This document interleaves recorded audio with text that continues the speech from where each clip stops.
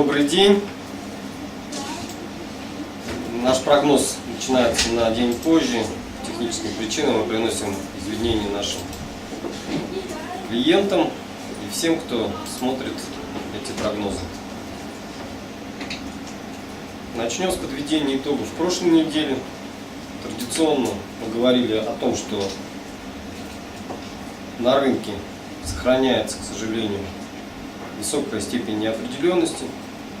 Приводит это к достаточно сильным движениям.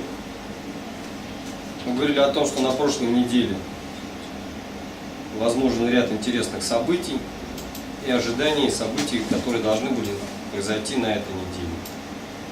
Соответственно, речь шла о том, что на прошлой неделе были размещения итальянских облигаций, как мы и прогнозировали, они оказались в четверг хуже, доходность по ним выросла до критического уровня.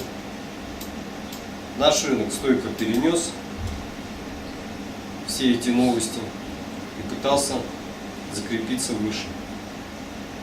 Но, к сожалению, те новости, которые пришли в конце недели и в начале и за выходные дни, привели к тому, что рынок наш долго не мог держаться, это было понятно. И, в принципе, совершил вчера недельник то движение, которое мы от него ожидали.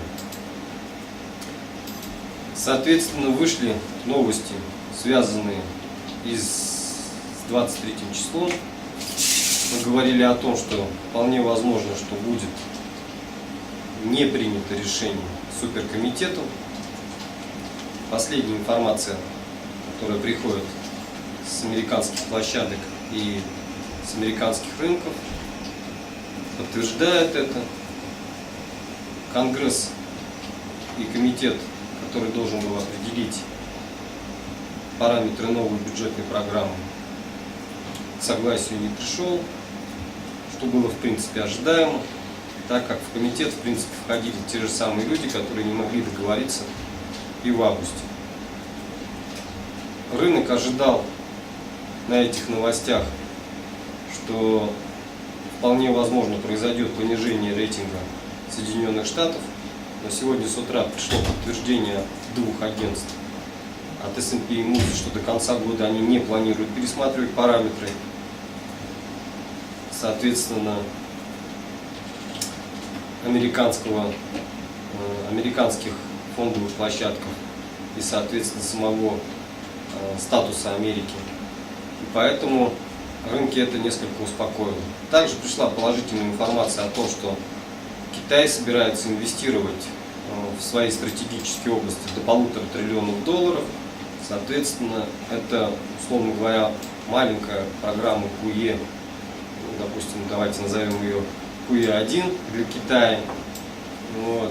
И сумма достаточно внушительная, что говорит о том, что Китай всерьез намерен бороться с возможными последствиями того, что развивается в Европе и в Соединенных Штатах.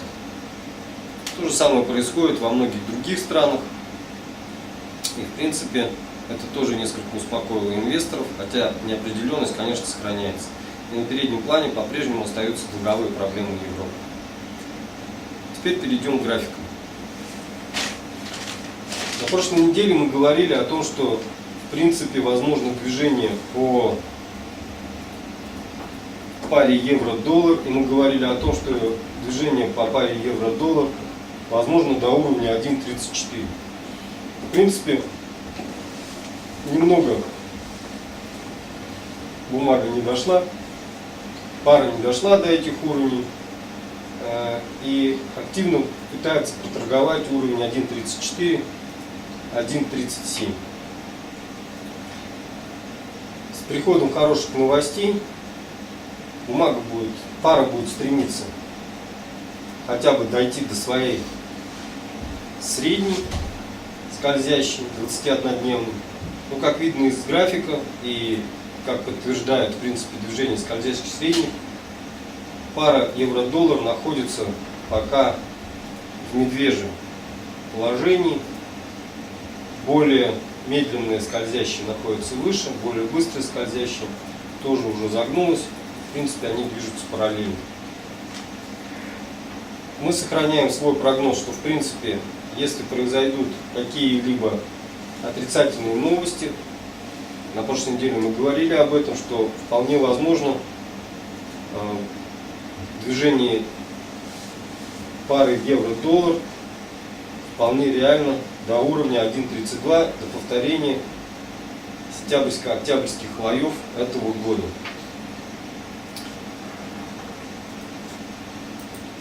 На американском рынке мы прогнозировали, что в ближайшее время, и полностью наш прогноз совпал, вполне возможно движение индекса Dow Jones вот к этой линии, соответственно, линии тренда.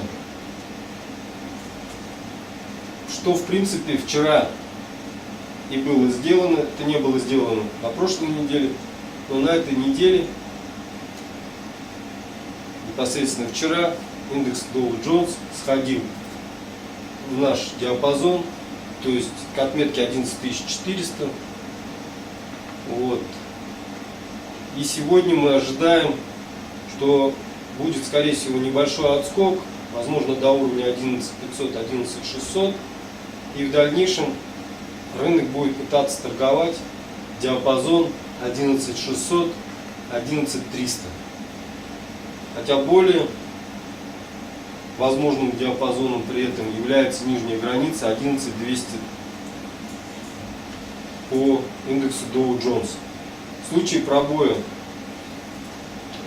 этого тренда движения к 11, сначала 300, затем 11200, при пробитии 11200, в принципе, мы возвращаемся в большой широкий диапазон, в котором торговался индекс Dow Jones с июля этого года, то есть диапазон 10500 нижняя граница и порядка 11200, 11300 верхняя граница.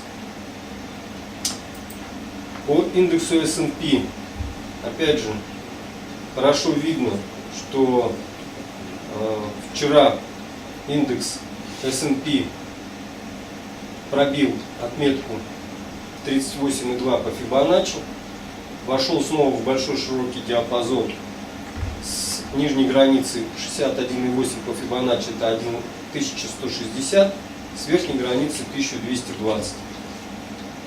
Наш прогноз, что в ближайшее время индекс S&P 500 будет находиться именно в этом диапазоне. Хотя попытки выйти за него, конечно же, будут. И в случае положительного развития ситуации или хотя бы успокоения на рынках, индекс будет пытаться пробить обратно 1120 и вернуться в более комфортный для него коридор 1220, 1220, 1280. Российский рынок также не заставил себя долго ждать. Вчера произошло достаточно сильное падение. Мы говорили об этом, что такое вполне возможно, и что остались незакрытые гэпы. В первую очередь они остались на уровне 1440, что соответствует приблизительно 23,6 по Фибоначчи от всего падения. Мы думаем, что это будет ближайшая цель движения индекса РТС. Пока же будут попытки закрепиться выше 1480, но если хорошо посмотреть, то с августа месяца образовался некий тренд. Если провести его по верхним точкам, то хорошо видно, что это тренд нисходящий.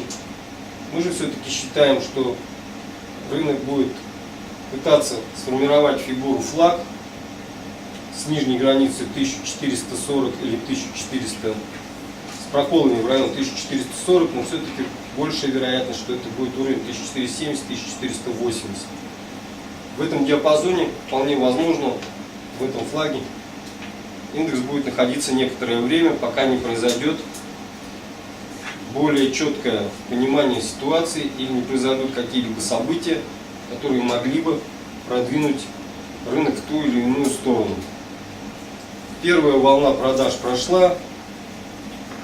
Мы считаем, что наравне с закрытием лонгов было достаточное количество открытых шортов. И эти шорты пока, по крайней мере, рынок, я думаю, закрывать не будет.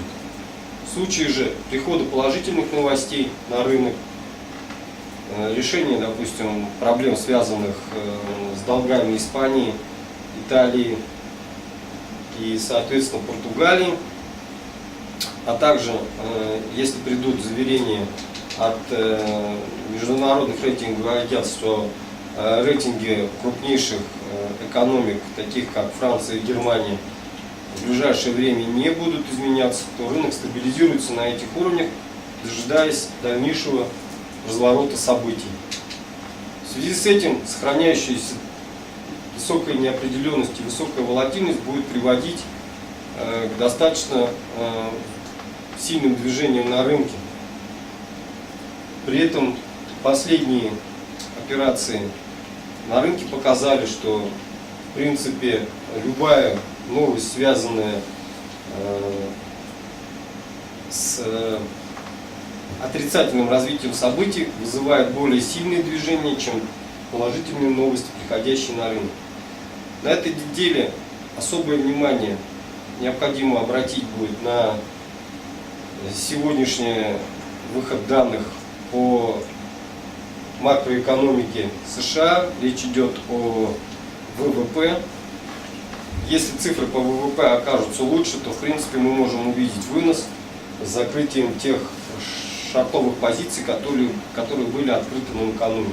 Если же ВВП разочарует инвесторов, то в принципе ожидаем дальнейшего продолжения движения вниз и считаем его более вероятным, так как даже выход ВВП в пределах ожиданий может заставить фиксировать ту небольшую прибыль, которую брали игроки в надежде на хорошие новости по ВВП или открывали краткосрочные лонги. Наши рекомендации на эту неделю являются следующими. Мы по-прежнему считаем, что необходимо играть и работать, соответственно, в тех бумагах, которые являются наиболее ликвидными и в которых вполне возможно выход в любой момент. В случае, если рынок все-таки стабилизируется, то есть возможность взять хорошие бумаги на неплохих уровнях с прицелом, наверное, до конца года. Речь идет о том, что если пройдет хорошая коррекция, брать бумаги лидеров отраслей. Речь идет о таких бумагах, как ФСК и Русгидро. Тем более, что Русгидро после небольшого подъема до уровня 1.16 снова вернулась к отметке рубль 10. Рубль 10. Этот диапазон мы всегда рекомендовали для покупок, считая, что особенно ниже этого уровня бумага даже при случае плохого развития событий не пройдет. То же самое мы говорили о ФСК, что диапазон 0.25-0.3 есть смысл рассматривать как неплохую возможность войти в хорошую бумагу на достаточно небольшой, в среднем там месяц срок. И эти бумаги будут, мы считаем, в энергетическом секторе лучше. Также мы рекомендуем бумаги ЭОН, которые из всех оптогенерирующих компаний имеют на сегодняшний момент лучшие фундаментальные показатели. Если говорить о нефтяном секторе, то весьма интересные покупки наблюдались в конце прошлой недели в акциях Газпрома. Соответственно, уровень 170 является на сегодняшний момент для Газпрома весьма привлекательным. И в диапазоне 165-170 по данной бумаге мы рекомендуем открывать позиции. При этом мы считаем, что стопы ставить надо уже ниже 160.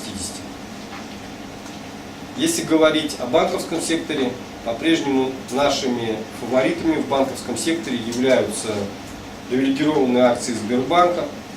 И любые просадки по этим акциям в район 55-56 рублей мы считаем есть смысл выкупать. и держать позиции с целями в район 62-65. Соответственно, в металлургическом секторе по-прежнему мы хорошо смотрим на акции Северстали, хотя движения в них достаточно сильные, но мы считаем, что данная бумага может в случае